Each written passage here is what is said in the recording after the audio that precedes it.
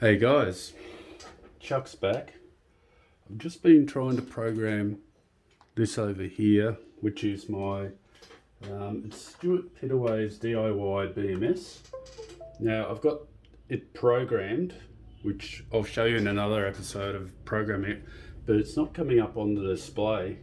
I'm going to have to work out another way of hooking this display up to that. I'm thinking a ribbon cable. Haven't got it sorted yet.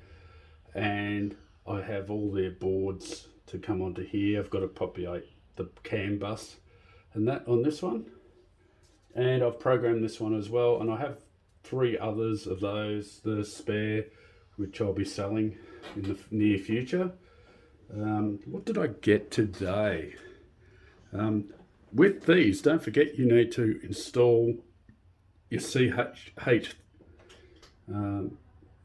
340 driver for Windows. If you're using Windows or Linux, I think it will just work to program it. So yeah, so I've got I'm going to try to start taking a bit of camera work with this one in the future. What did I get today? Now this is something I saw on Andy's channel, which I've been following Andy a little bit on the side there. He's up in Queensland, I'm down in Victoria. We're now out of lockdown, which is great. Loving that. So I ordered this from the reseller that sells this. Now, I've got a code that apparently gives you money off. I paid full price for this. I don't get anything off the code, so, and I'm being serious about that, I'll get nothing from this seller. But if it gets you guys something, I'm pretty happy to leave it up there for you. This is a bottom, so if you've got certain batteries, LiPo4s, this will control bottom balancing, which I need to do on those. And if you've guessed it, I'm going into a different chemistry. I still have a lot of these hanging around. And what else came today? Yeah, these are bottom balancing. If you need to see how this works, you need to go and have a look at Andy's channel. I'll try and link in a link below for Andy's channel. Although it's easy to find Andy, the off-grid garage, I think it is. Anyway, that. I also received today another thing that I really have been looking forward to using, and that is this. This came in too. This was a resistance tester. Now I do resistance test all my 18650s, and even my Brett, my friend who does DIY stuff, his testers test the resistance. And yeah, just a big yell out for Brett Wadley. He's done a really big thing for the community. But I grabbed this because a couple of my testers, one of my testers actually, I've got an Opus, does not do resistance testing, and this one does. It's got a spare pin in there. There's a spare pin. I don't know what that's there for, but anyway, these resistance testers are 4-wire. Now, a 4-wire system sends a pulse, if I remember rightly, sends a AC pulse into the device, and you can get a very accurate resistance test for small micro frequency stuff. It comes with spare pins, so that's what they are. There's 3 spare pins. Oh, I got ripped off. There should have been a 4th, I think, but I only got 3. So I might send away to that company and say, look, I only got 3 spare pins. I need a 4th for these. But this plugs in. I don't know whether there's any power in this. I haven't even looked.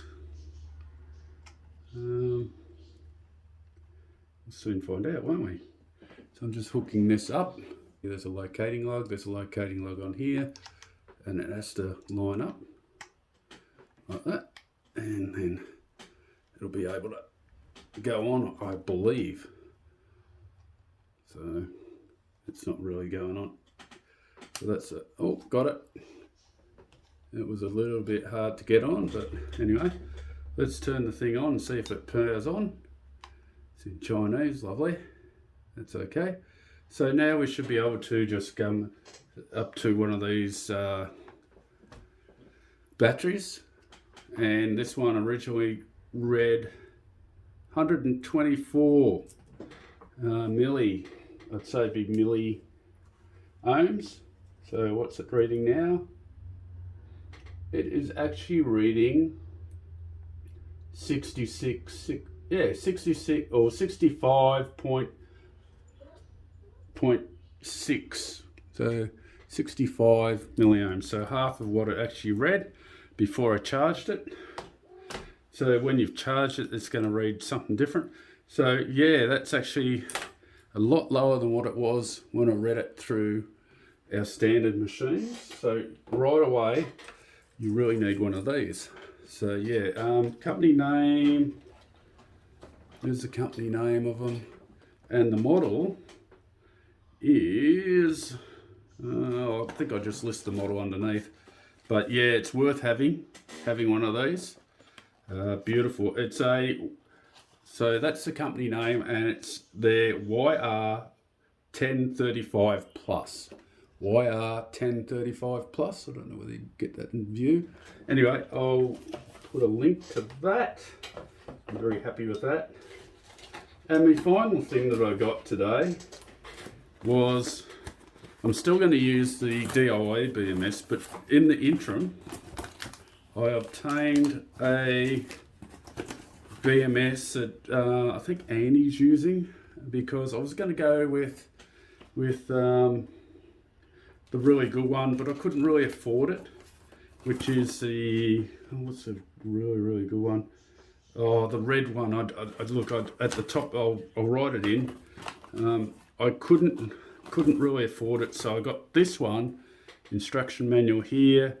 It's Bluetooth. It has all the Bluetooth gear on it, and yeah. So I have that. That's a relay type model. You'll see me using this soon. So yeah, I could try and pull it apart, but you've probably seen it on other channels. And I'm not going the way of Andy on the Victron. I just could not afford a Victron. So yeah, look at that little beast. Yeah, so I have to cut that apart. Big cables put on it. Beautiful workmanship. I don't have a code for that, so it's a bit disappointing with that. But yeah, so this one over here should light up this screen, but I can't even see it. So I don't know whether it's this bank here. Stuart Pittaway is the guy. If Stuart's around, can leave a comment, mate, so I can actually work out where I'm going wrong here. I really want this to run. I love all the work you guys are doing. I've got to send some beers to Stuart. Beer money. So yeah, beer money, boys. Yeah. So this is all costing me a lot of dosh, and I'd like it to keep going. But as we say, we'll do as much as we can afford at the time. But yeah, I've programmed a second one, and yeah, we'll see how that goes. So what else has been happening today? Oh yes, I picked up a Raspberry Pi 4. Now I'm thinking of using the Raspberry Pi and setting it up something like the Victron, is it Venus OS? But I'm going to have to change I'm going to have to learn or get help with some of the scripts. I do know a guy that knows a fair bit about scripts, so I will try and get onto him, and we'll try and repurpose some of the scripts to just do, well, I just need Grafana and Node-RED. I have used Node-RED in the past, and it's probably one of the best things I have. I was turning it off.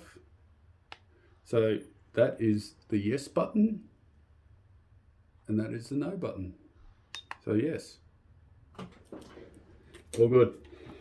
The 4-wire is the way to go on a multimeter for accuracy on testing batteries. Okay, I'll catch you on the next one. You guys all have a great day, and yeah, all good.